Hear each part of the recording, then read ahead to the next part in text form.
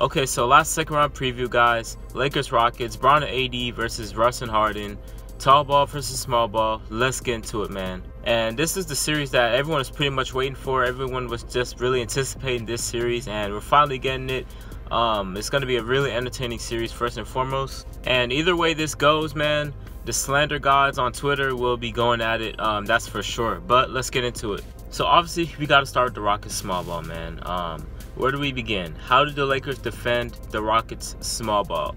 So in the regular season, after the Capella trade, the first game was actually against the Lakers, and the Lakers had a very interesting way of guarding the Rockets. So they put AD on Russ, they tried to double team Harden, they tried to trap him. I guess their philosophy is they're not letting James Harden beat them at any cost.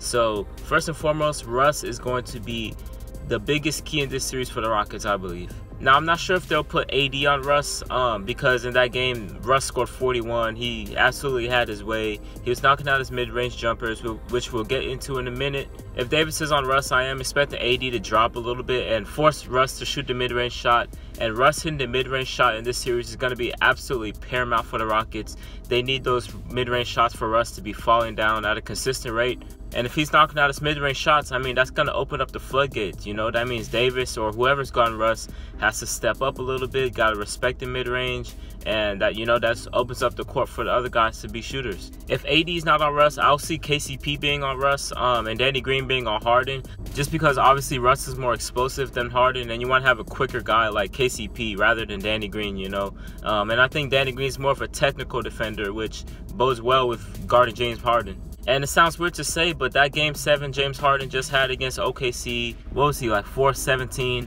That bad game was actually a blessing in disguise, I believe, because that'll be a wake-up call for James Harden, you know? I don't expect James Harden to play like that 2 games in a row, you know? And obviously he's not going to have Lou Dort on him.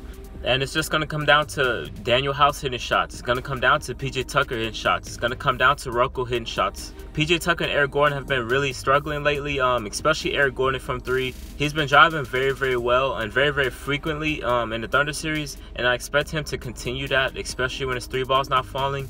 But for the Rockets to win this series, man, I think Eric Gordon's going to need to be that bona fide third guy. I think he's going to need to be knocking down threes. I think he's going to need to be creating for himself and for others, you know what I mean, to take the pressure off of Russ and James. But speaking of Eric Gordon, I do believe he should come off the bench as the 6th man and probably close out games. Daniel House should be starting in this series for a multitude of reasons, in my opinion.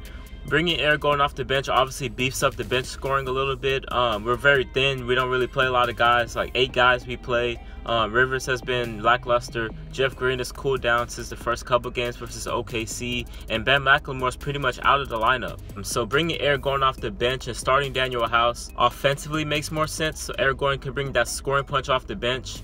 And also defensively, starting House makes much more sense because obviously we're small ball, but you want to get a little bit more size out there with Bron and AD. You want to give Bron multiple defenders. You want to give Bron Daniel House. You want to give Bron Robert Covington. You want to give Bron PJ Tucker at times, you know, maybe even Jeff Green at times. I would say Rocco will be guarding LeBron for the most part, just because he's more agile, he's more athletic than PJ Tucker. PJ Tucker will be guarding Anthony Davis because, you know, as PJ Tucker's pretty much the strongest guy on the team at this point. So, speaking of PJ Tucker, prayers out to him because Anthony Davis is going to have a field day. Anthony Davis, I know he's going to average 30 and 10, 30 and 12 or whatever he's going to average. But can we not get absolutely destroyed by Anthony Davis? He's going to get his buckets. We know that. LeBron is going to get his buckets. We know that. But when can we stop AD from absolutely destroying our defense, is destroying us on the boards? Obviously, we're going to lose the rebounding battles. Offensive rebound is going to be a big thing. We cannot afford to give these guys a second and third opportunity to score, especially with AD down there. And then, as we know, off of offensive rebounds, that's the best look for a 3-point shot, you know? So Danny Green can get going off a shot like that. KCP can get going off a shot like that, you know? But you want those guys I just mentioned, you want those guys to beat you rather than AD all the time, you know what I mean? So I think we might end up starting to double Anthony Davis in the post and force KCP to shoot, force Danny Green to shoot, force Kuzma to shoot, and, you know, I'll live with the results. And we know at one point or another, these guys are gonna go cold. Danny Green's not gonna hit a shot. You know how the Lakers other guys play sometimes. They're just not gonna hit shots at times, and we got to be able to take advantage of it. We have to be able to capitalize on our opportunities. In the OKC series, we did a very good job of like scrambling around. We really looked like Toronto out there in terms of how we were like closing out on shooters and recovering and getting out, and all that stuff's just scrambling all over the place. That is what I really want to see in this series. And I do expect the defense to slip just a little bit because we're not playing 5-on-4 in the OKC series. Obviously, we're leaving Lou Dort wide open most of the time up until that game 7, you know. But obviously, there's no Lou Dort on the Lakers. Obviously, we know Danny Green struggles sometimes, KCP struggles sometimes, but it's not to the point where we will leave them open. So I expect our defense to slip just a little bit, but I hope the intensity's there. But a big thing for this series is who will be the third scorer for both teams. You know, will it be Kuzma for the Lakers? Will it be Eric Gordon for the Rockets? I mean, that's what you would want if you're both of those teams, right? But both of these guys are pretty inconsistent. Both of these guys are pretty unreliable. Both of these guys have struggled.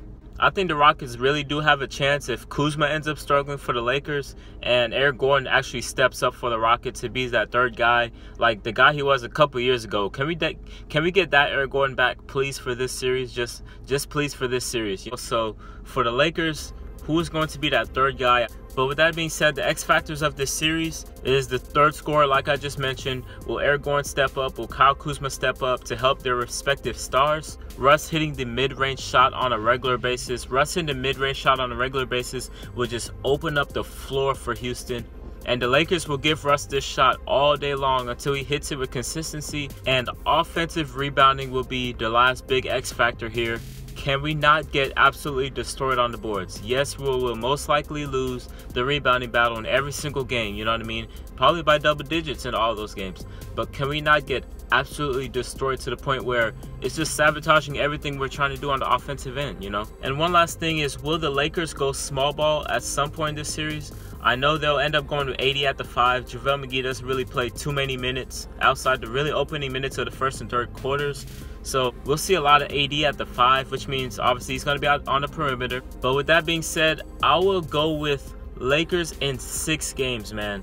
I'll pick 6 games. I was really thinking 5 games, but I think the Rockets can really pose a lot of threats to the Lakers, especially that the Lakers have a lot of offensive issues at moments in time.